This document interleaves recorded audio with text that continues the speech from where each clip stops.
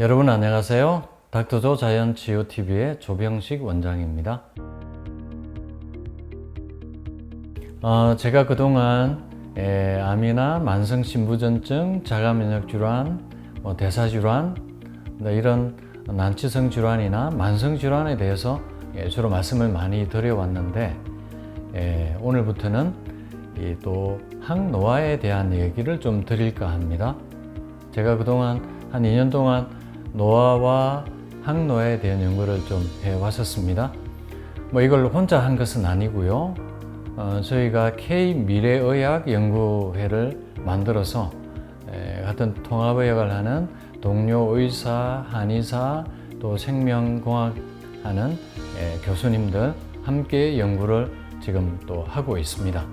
그래서 어느 정도 또 좀 연구가 되어서 이제 여러분들께 또 저희 조병식 TV를 통해서 또 이렇게 말씀을 드릴 수 있게 되었습니다.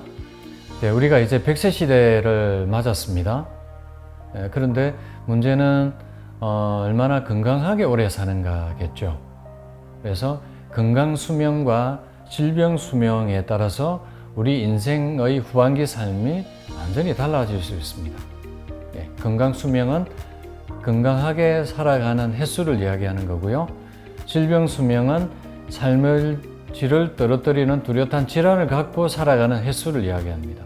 그래서 제가 지금부터 건강 수명을 누릴 수 있는 비결을 한 10차례에 걸쳐서 특집으로 말씀을 드리겠습니다.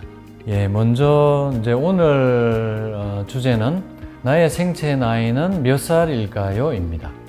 여러분들이 지금 다들 자기 나이가 있으실 건데 이게 사람마다 다릅니다. 같은 나이라 하더라도 같은 생년이라 하더라도 이 생체 나이는 꽤 차이가 날 수 있습니다.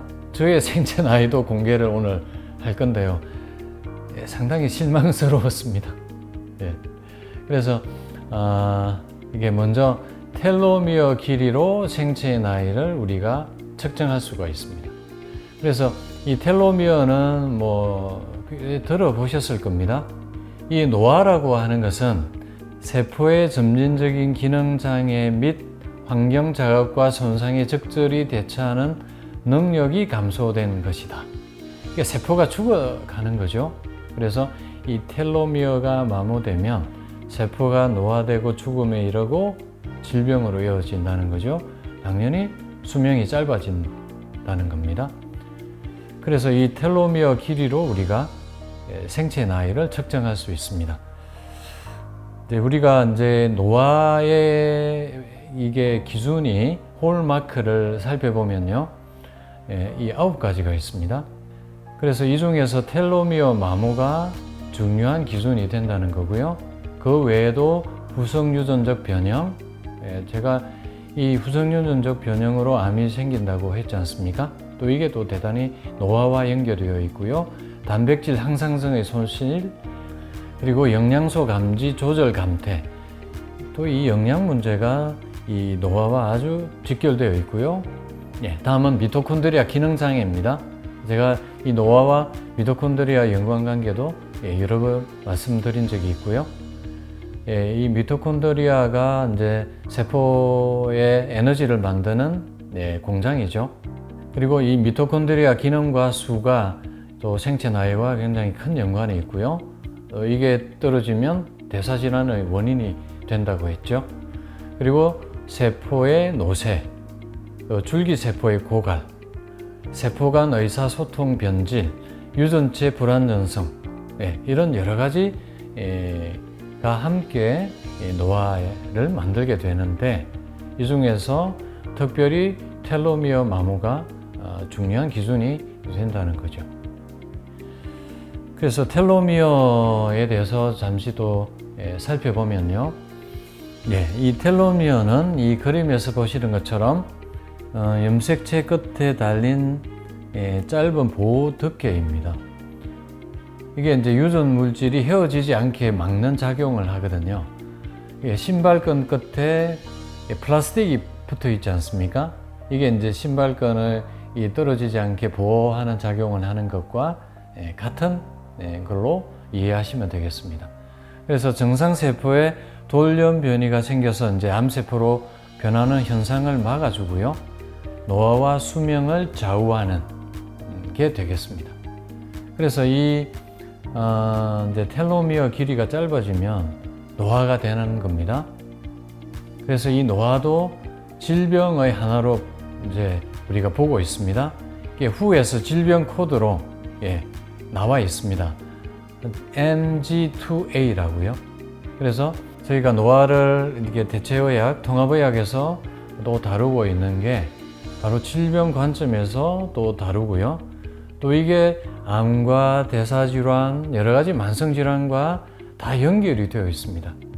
제가 그동안 암이나 대사질환, 자가면역질환 이런 것들을 20년 동안 연구를 해왔는데 이 연구 결과가 노화에 대한 연구와 별반 다르지 않습니다. 그래서 거의 1, 2년 사이에 저희가 노화에 대한 정리를 또 했고요. 또 이것을 되돌릴 수 있는, 막을 수 있는 항노화, 역노화에 대한 컨텐츠를 또 마련한 것입니다. 그래서 이 그래프를 보시면 이 텔로미어 길이와 사망률 그리고 질병에 따른 사망률을 예견할 수 있습니다. 보시면 가로는 텔로미어 길이를 나타내고요. 세로는 사망자 수입니다.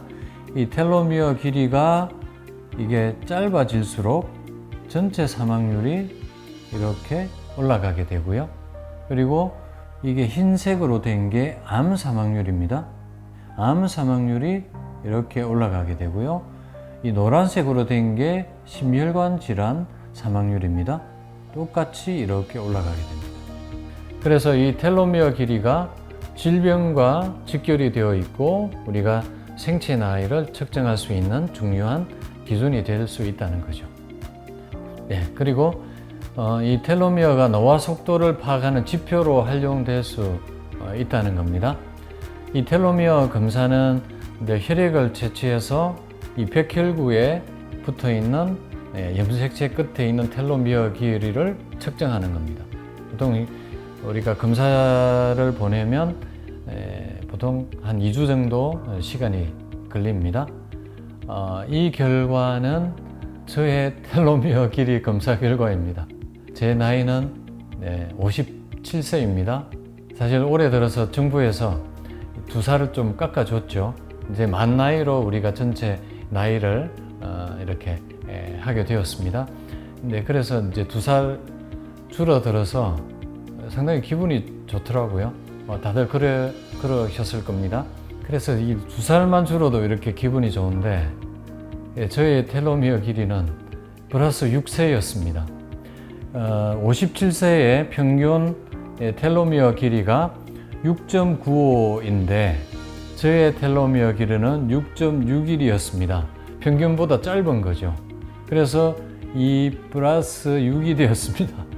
그래서 저의 텔로미어 나이는 63세로 나왔습니다.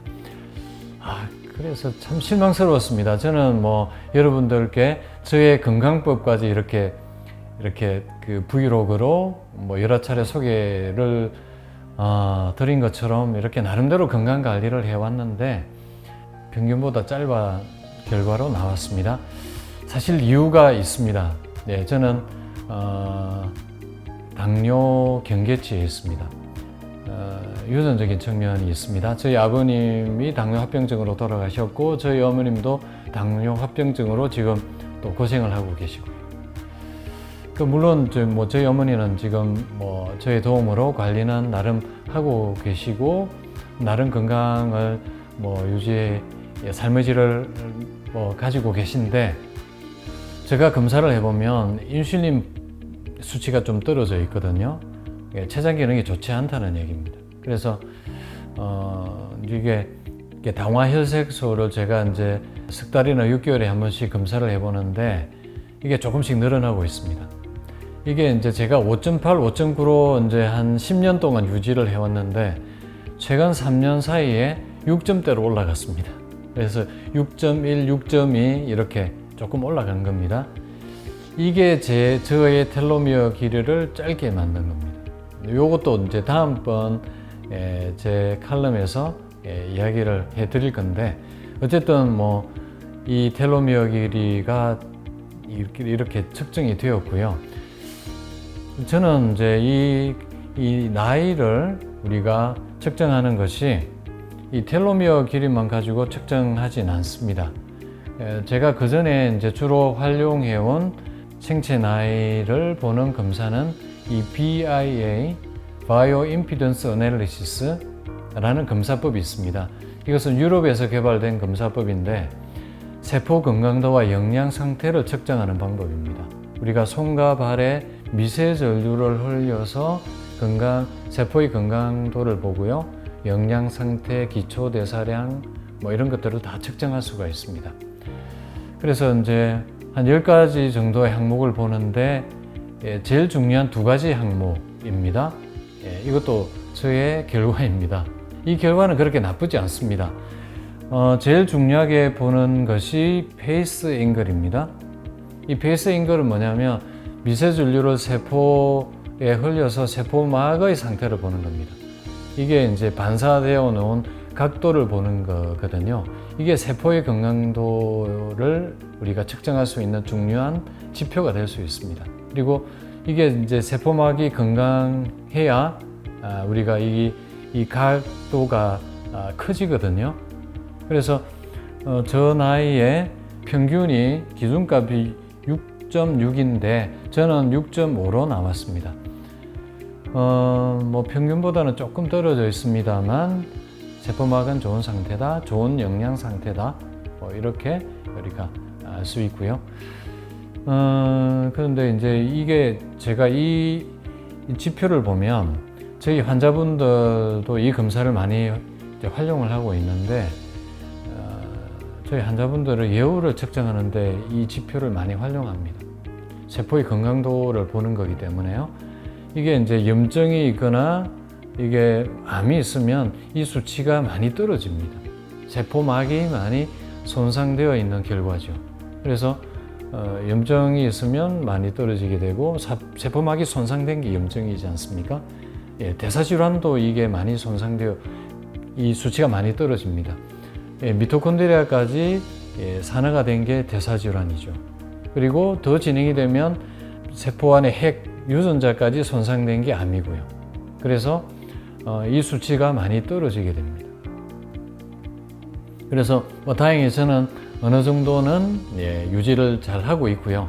사실 이게 이제 제가 5년 전에 한 검사 결과는 7점대였습니다. 아주 좋았습니다. 평균 수치보다도 높게 나왔죠. 그런데 사실 뭐 그 5년 사이에 좀 스트레스를 좀 많이 받고 일을 좀 과도하게 하고 또 그 결과로 인슐린 수치도 좀 떨어지고요. 그 결과로 당화혈색소가 조금 올랐습니다. 그래서 이 수치가 제가 5년 만에 이 검사를 했는데 꽤 많이 떨어졌습니다. 0.5나 떨어졌습니다. 중요한 기준값으로 저희가 보는 게 바로 텔로미어 길이와 BIA 검사 결과 세포 건강도로 이 노화 속도를 파악하고 생체 나이를 측정할 수 있는 지표로 활용할 수 있다는 거고요.